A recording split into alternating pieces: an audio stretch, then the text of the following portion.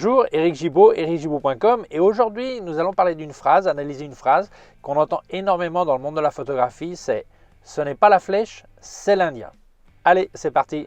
Alors c'est vraiment une phrase qu'on entend, ou une phrase similaire qu'on entend assez souvent, et curieusement c'est souvent utilisé de la même manière mais par des gens différents. Ceux qui ont un grand niveau, une expérience et des résultats, quand on leur dit ah oui mais avec cet appareil photo n'importe qui arrive à faire ça, eh bien on se défend en disant non, non, non, c'est pas l'appareil photo, c'est moi. Donc ils se défendent. Et aussi ceux qui débutent, quand on leur dit ah, mais si tu avais un meilleur appareil photo, tu ferais des meilleures photos. Souvent ils disent ben non, non, c'est quand même moi qui suis en train d'apprendre, c'est grâce à moi, c'est pas la flèche, c'est l'Indien, tu vois. Mais dans les deux cas, c'est pour justifier le fait que c'est pas l'appareil parce qu'ils se sentent offensés, comme on dit, gênés qu'on leur dise ça. D'ailleurs, j'avais fait une vidéo là-dessus sur les trucs qu'on ne devrait pas dire à un photographe, ok. Mais voilà, je pense que dans l'ensemble, on dit ça souvent pour justifier que c'est bien nous qui faisons la photo et pas l'appareil photo. Ok, ce qui est quand même logique de dire ça, c'est pas une critique, c'est logique d'avoir cette réaction, à mon avis. Alors, il y a une curiosité quand même, un truc bizarre. Et ça me semble complètement logique. Il y a une question qui revient souvent de la part des gens qui démarrent.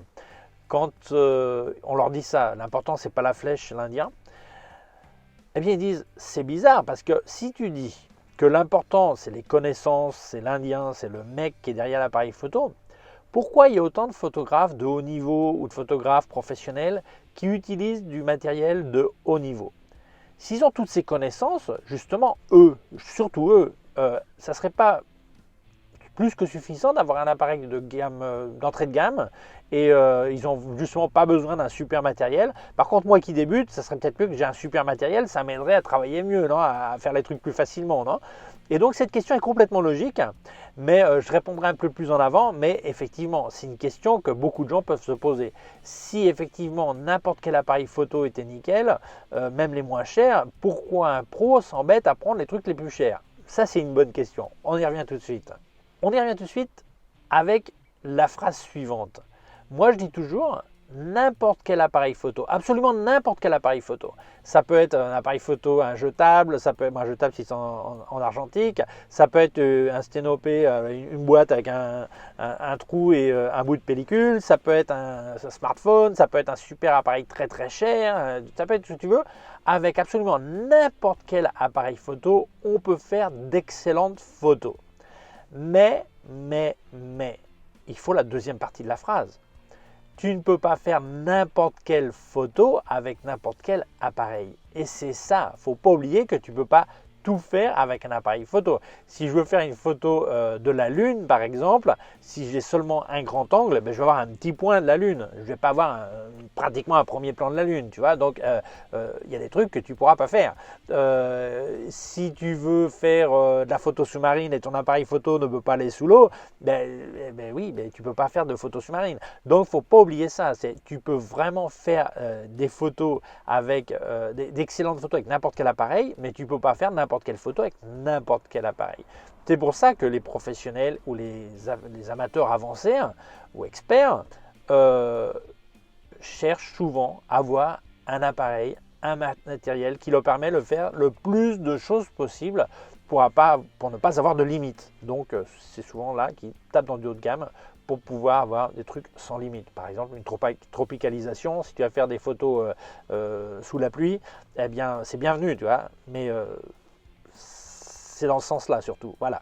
Alors, plus tu as de connaissances, plus tu vas pouvoir dépasser les limites de ton matériel.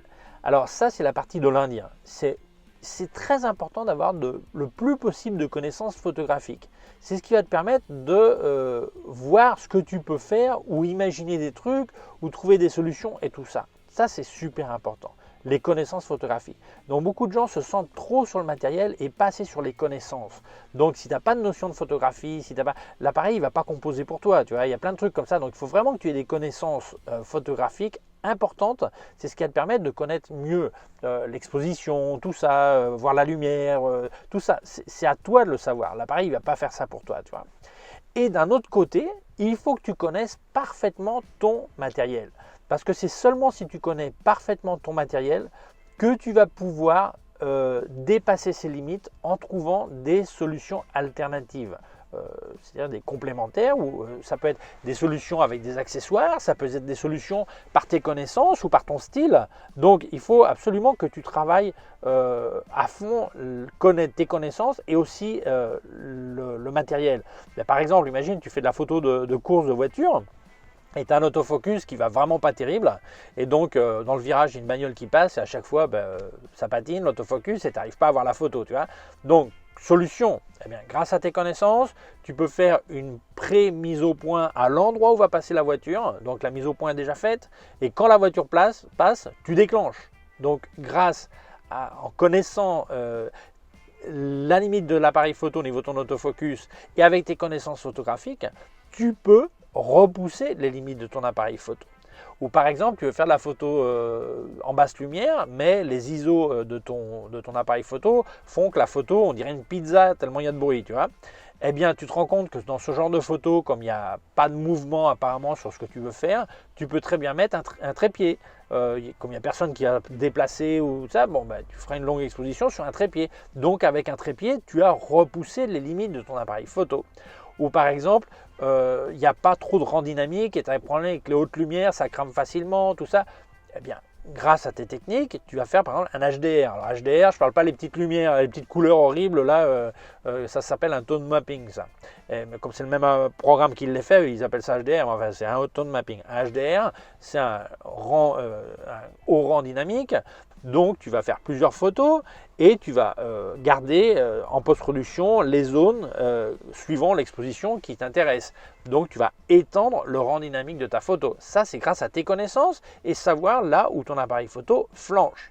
Ou par exemple, eh bien, tu n'arrives pas à congeler le mouvement d'une voiture qui passe dans une course, comme j'avais dit avant, eh bien tu dis, voilà, moi j'arrive pas, il n'y a pas moyen, c'est impossible de capturer la voiture qu'elle soit congelée, tu vois, le mouvement, eh bien je vais faire du panning. Alors là tu vas avoir un autre style, mais tu vas suivre la voiture, donc le fond sera bougé, mais la voiture sera nette. Donc en connaissant ses limites, tu vas y arriver. Ou par exemple, tu te dis, moi, dès que je fais de la photo au-dessus de 800 ISO, il y a tellement de bruit que les photos de rue à partir de 800 ISO, je change mon style, je m'adapte, je vais faire de la photo en noir et blanc. Alors il y aura quand même du bruit, donc ça ressemblera un petit peu au grain argentique, mais c'est pas exactement pareil. Mais par contre, tu pourras supprimer le bruit qui correspond à la luminance, au bruit de couleur, tu pourras le supprimer. Donc tu auras une photo qui peut avoir un style, tu adaptes ton style aux limites de l'appareil et grâce à tes connaissances aussi, tu vas permettre de travailler bien sur le noir et blanc et donner un look, tu vois. Donc tu diras, dans ces situations, je travaille que du noir et blanc. Mais ça, tu le fais avant de faire, tu le décides déjà avant de faire la photo, c'est pas pour te sauver après, hein. Mais tu penses, mais que tu connais la limite et tu t'adaptes, tu vois. Donc c'est grâce à tes connaissances propres et aux connaissances de ton matériel que tu peux faire ça. Et puis il ne faut pas oublier qu'il y a une autre phrase qui dit, si tu ne peux pas contre ton ennemi, il faut que tu te joins-toi à lui. Voilà. Donc au lieu de te battre contre l'ennemi, le mieux c'est d'aller avec lui.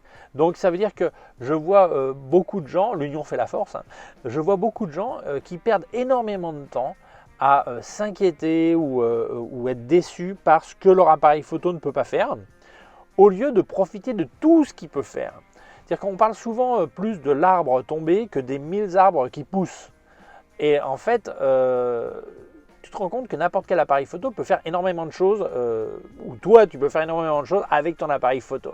Et donc, si tout d'un coup tu dis ah ouais, mais mon appareil photo il fait tel truc, mais moi je voulais faire des petits oiseaux à 500 mètres, si tu n'as pas l'objectif pour le faire, eh bien, au lieu de pleurer parce que tu ne peux pas le faire, sauf si tu peux te permettre d'en acheter un qui correspond, un outil qui correspond mieux, hein, mais si tu ne peux pas, tu peux faire d'autres genres de photos. Sauf si c'est vraiment ta passion, tu ne veux faire que ça. Mais sinon, il y a tellement de choses agréables, enrichissantes qu'on peut faire avec un appareil photo, quoi qu'il soit, qu'il faut mieux se concentrer sur ce qu'il peut faire et l'exprimer au maximum, le presser au maximum comme un citron, que de devenir fou parce qu'il y a deux trucs que tu ne peux pas faire et pour toi c'est un drame. Alors si tu vis de ça, ouais, c'est peut-être un problème. Mais sinon, attends, il y a tellement de choses qu'on peut faire qu'on peut toujours trouver un genre de solution ou passer un bon moment à faire des photos avec tout ce que te permet de faire ton appareil photo, tu vois. Donc joins-toi à l'ennemi et unissez vos forces. Voilà. On retourne sur les professionnels. En fait, tu te rends compte que les professionnels, alors professionnels ou experts, je ne parle pas de qualité de photo ni de qualité niveau, là, je parle simplement de situation. Hein. Pourquoi eux, dans l'ensemble, ils veulent un matériel beaucoup plus avancé, de plus haut niveau? Et bien souvent, tu vas te rendre compte, en fait, ce n'est pas pour une histoire de vraiment de qualité de la photo. La qualité de la photo, c'est eux qui la font. Mais pour des histoires de qualité d'image, ça peut arriver. Par exemple, la ISO élevé, c'est une meilleure qualité d'image, ok, par exemple. Mais souvent, c'est pour une raison d'être plus à l'aise. Deuxièmement, plus de sécurité et surtout pour gagner du temps.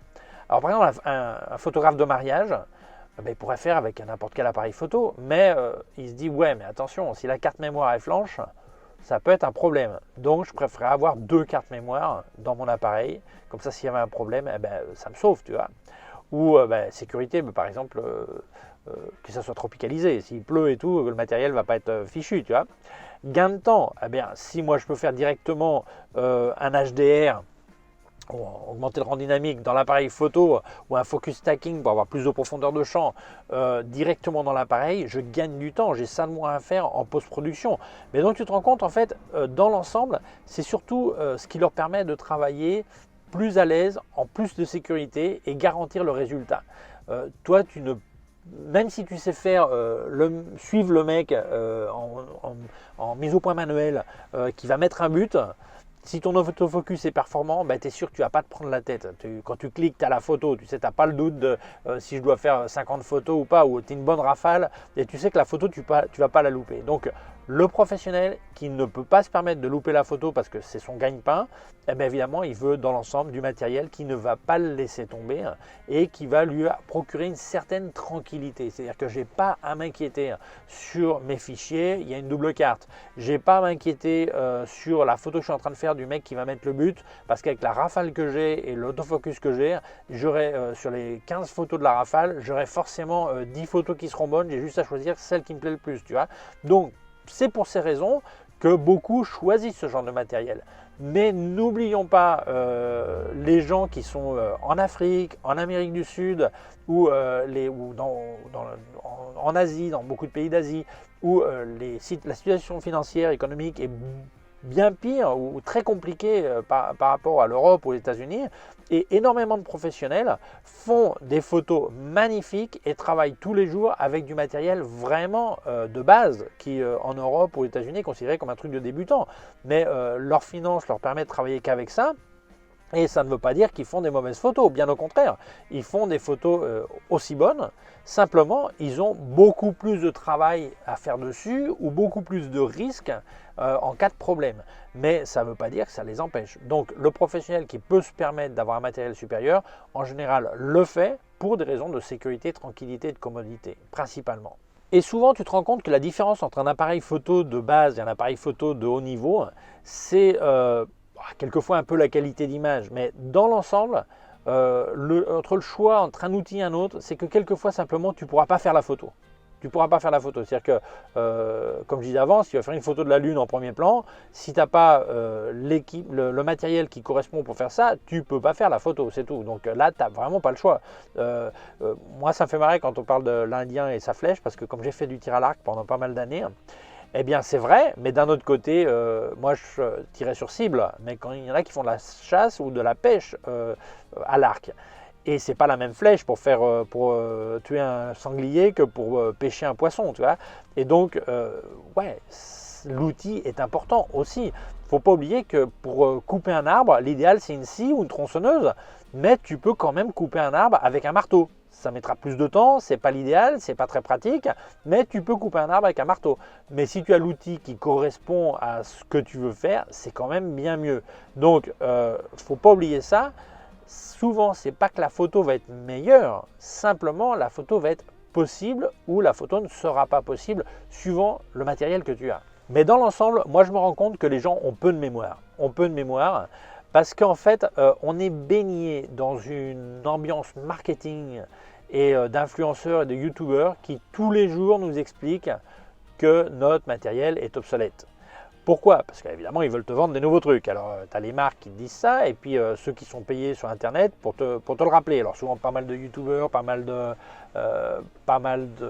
d'influenceurs font tout pour faire croire que ton appareil, c'est nul. Alors tu dis, alors ces gens, ils n'ont pas vraiment de mémoire, parce que si tu me dis que, par exemple, grâce au dernier microscope, on arrive à faire des photos de bactéries qu'on ne pouvait pas faire il y a 10 ans, je suis d'accord. Mais quand quelqu'un me dit ah ouais, mais attends, là il faut absolument le full frame et un super hyper grand angle et des ISO super élevés pour pouvoir faire une photo de la Voie lactée, moi je dis mais attends, là je comprends pas, là il y a 10 ans il y a des mecs qui faisaient ça, ou 15 ans il y a des mecs qui faisaient ça avec un appareil de base APS-C, ils faisaient la photo, il y en a encore qui le font. Donc comment ça se fait? Alors je comprends pas là. Qu'est-ce qui a changé ces 3 dernières années sur la Voie lactée qui fait qu'avant on ne pouvait pas en faire une photo? Et maintenant, avant on pouvait en faire une photo avec un matériel de base, mais maintenant il faut le dernier cri pour pouvoir faire la photo de la Voie lactée. En quoi a-t-elle changé la Voie lactée? Explique-moi. Ah non, elle n'a pas changé. Elle n'a pas changé. Simplement, on t'a bien mis dans la tête, on t'a bien mis au chausse-pied dans la tête qu'il faut vraiment le dernier cri pour faire la photo, tu vois. Et c'est ça le problème. C'est qu'en fait, on te crée une insécurité, et cette insécurité, ce manque de confiance en toi qu'on te crée, fait que tu penses qu'il faut le dernier matériel. Alors je te raconte une petite anecdote. Moi, je suis énormément d'anecdotes. En l'an 2000, j'ai vendu une entreprise d'internet que j'avais, je l'ai vendue à un opérateur téléphonique. Et donc 4 ans avant, ou 96, 97, j'avais commencé mon entreprise à faire des sites web. Et j'avais pas d'argent, donc j'avais imprimé des écrans de pages web, et j'allais avec un petit dossier papier et j'expliquais aux clients ce que c'était Internet, il fallait même expliquer ce que c'était Internet à l'époque, hein, pas seulement les pages web. Hein. Et je leur expliquais les pages web et tout ça, et je leur vendais leur site web, tu vois. Et puis un jour, j'ai enfin avoir un petit peu d'argent, et je dis tiens, je vais acheter un ordinateur portable, comme ça, pour visiter les clients, plutôt que de montrer du papier, je montrerai un écran d'ordinateur avec des pages web dessus, ça sera bien mieux.